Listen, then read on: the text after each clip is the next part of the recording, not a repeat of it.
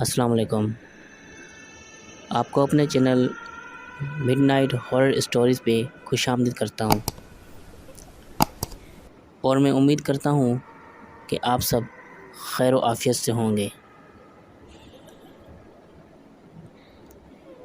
آج کی ہماری کہانی شہر کراچی سے ہے، جو ہمیں ہمارے بہت ہی پیارے بھائی حسنین نے سینڈ کی ہے۔ کہانی بہت ہی زیادہ عجیب اور ڈراؤنی ہے، لہٰذا کمزور دل حضرات ابھی سے کہانی کو چھوڑ کر جا سکتے ہیں۔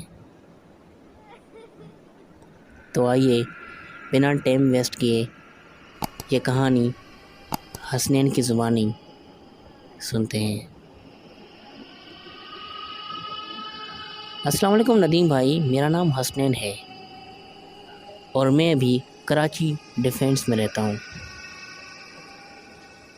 میری عمر اس وقت 30 سال ہے۔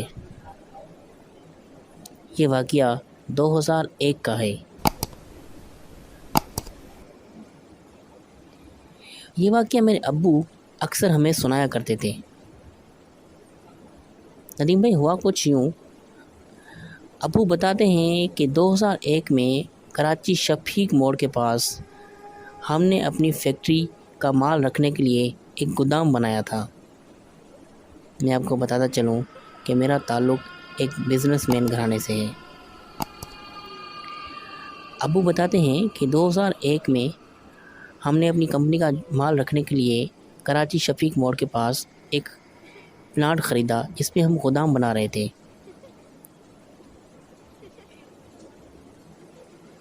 اس گودام کے آس پاس بہت سارے پلانٹ تھے، کافی سارے پلانٹ پر کام چل رہا تھا، تو کافی سارے ایسے ہی خالی پڑے تھے۔ جو ہمارا پلانٹ تھا اس کے سامنے ایک اور پلانٹ تھا جو بالکل تیار تھا اور کسی کمپنی کا گودام تھا۔ باقی آس پاس چائے کے ہوٹل، پان کی کیبن وغیرہ تھی۔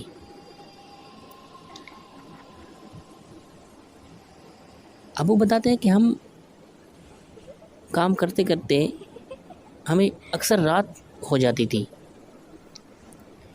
اور ہمیں رات وہیں رکنا پڑتا تھا۔ جب رات ہوتی تھی تو ہم کھانا بھی باہر سے لاتے تھے، سگریٹ وغیرہ پیتے تھے، آپس میں دوست مل کر مستی مذاق کرتے تھے۔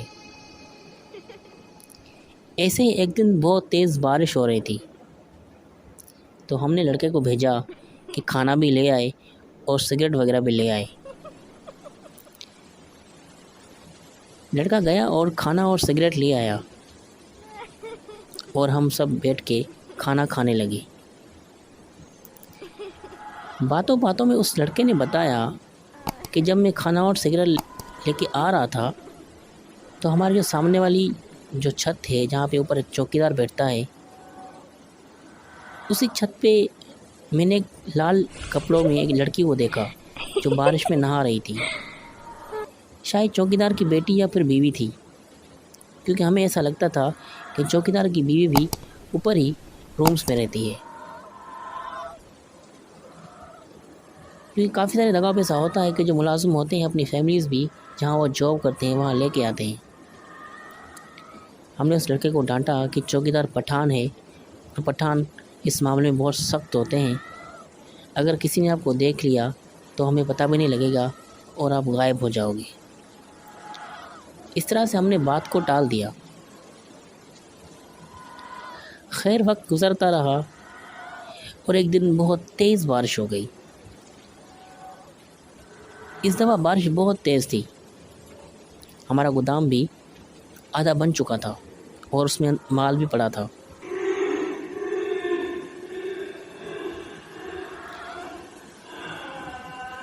جب بہت بارش تیز ہوئی تو ہمارے پاس جتنی پلاسٹک تھی وہ تو ہم نے مال پر چڑھا دی، لیکن کچھ پلاسٹک جو تھی وہ اس چوکیدار کے پاس اوپر چھت پہ پڑی تھی۔ تو ہم نے لڑکے بھیجے کہ اس چوکیدار کو آواز دو اور اوپر چڑھ کے وہ پلاسٹک لے آؤ۔ چوکیدار نیچے ہی تھا، تو چوکیدار سے ہم نے کہا کہ آپ ذرا اوپر پردہ کروائیں اور اپنی فیملی کو ذرا سائڈ پہ کروائیں تو ہم جو پلاسٹک اور اوپر پڑی ہے وہ لے کے آتے ہیں۔ چوکیدار نے 2-3 منٹ تک تو بہت ہی عجیب نگاہوں سے ہمیں دیکھا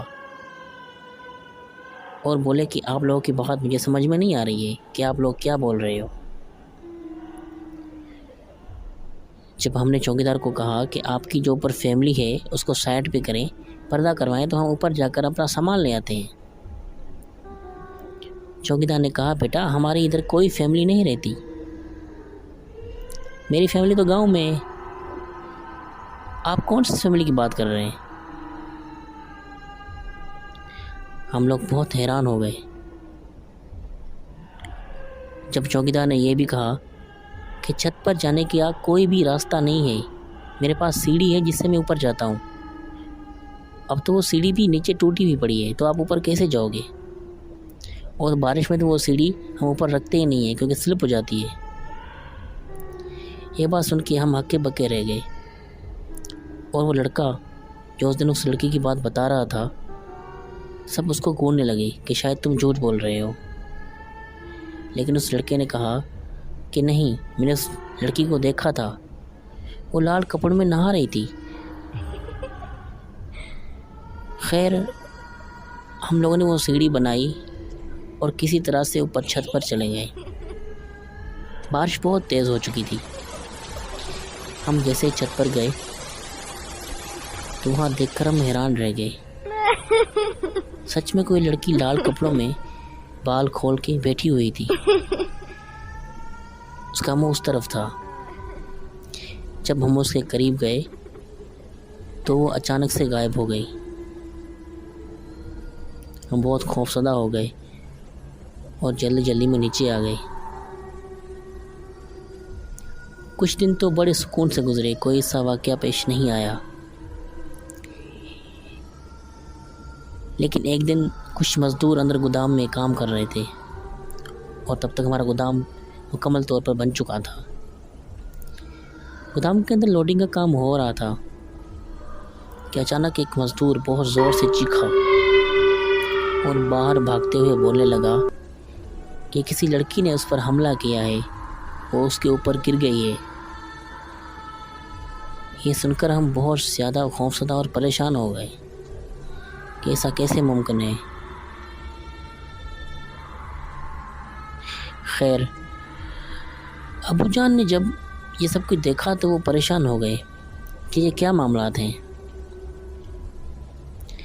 ابو جان بتاتے ہیں کہ جس سے میں نے یہ پلاٹ لیا تھا، میں غصے سے اس کے پاس چلا گیا اور اس سے پوچھا کہ آخر بتاؤ یہ کیا چکر ہے، ہمارے ساتھ یہ معاملات ہو رہے ہیں، کیا اس جگہ پر کوئی ایسی چیز ہے؟ پہلے تو اس نے صاف بتانے سے منع کر دیا کہ ایسا کچھ بھی نہیں ہے، آپ لوگوں کا صرف اور صرف ایک وہم ہے، لیکن ابو کا غصہ اور زور دینے پر اس آدمی نے سب کچھ سچ بتا دیا۔ اس نے بتایا کہ آج سے تقریباً 50 سال پہلے کی بات ہے، اس روڈ پر کچھ لوگ غیر قانونی کام کرتے تھے، یعنی کہ شراب استعمال کرتے تھے اور نشہ آور چیزیں یہاں سے وہاں ٹرکوں میں لے جا کر اسمگل کرتے تھے۔ اسی کسی ٹرک نے ایک نوجوان کو مار دیا، اس کو اڑا دیا ٹرک سے، اور اس نوجوان کی دوسرے دن شادی تھی۔ وہ اپنے دوست کے ساتھ بال وغیرہ بنوانے کے لیے یا کوئی تیاری کرنے کے لیے باہر نکلا تھا، تو اسی دن اسی ٹرک والے نے اس کو مار دیا اور دور لے جا کر اس کی لاش کو چھپا دیا تاکہ اس پر قتل کا الزام نہ لگے اور وہ جیل جانے سے بچ جائے۔ وہ جنگل میں جا کے اس کی لاش کو ایسے چھوڑ دیا اور وہاں سے بھاگ گیا۔ یہ سن کر جو اس لڑکے کی جو بیوی تھی، جو دلہن بنی بیٹھی تھی، اس کا بھی ہارٹ فیل ہو گیا اور وہ مر گئی۔ کہتے ہیں کہ جو لڑکی جو لال کپڑوں میں نظر آتی ہے، یہ وہی لڑکی ہے، اس لڑکے کی بیوی، جو آج بھی ان پلانٹس کے آس پاس گھومتی ہے، اپنے شوہر کے قاتلوں کو تلاش کرتی ہے، کبھی اس پلانٹس پر کبھی اس پلانٹ پر۔ اور بہت سارے پلانٹ جو آپ دیکھ رہے ہیں جو مکمل نہیں ہوئے ہیں، ان کے مالک بھی ان کو چھوڑ کر چلے گئے ہیں۔ یہ بات سن کر ابو بہت حیران ہو گئے اور ہم نے کچھ ہی دنوں میں وہ گودام سیل کر کے وہاں سے اپنا پورا سامان کسی دوسری جگہ شفٹ کر لیا۔ تو سامعین، آپ کو آج کی اسٹوری کیسی لگی؟ امید کرتا ہوں کہ آپ کو پسند آئی ہوگی۔ ایسی ہی مزید خوفناک اسٹوریز اور واقعات کے لیے ہمارا چینل سبسکرائب کر لیں، ساتھ میں بیل نوٹیفیکیشن کو بھی آن کر دیں۔ اللہ حافظ۔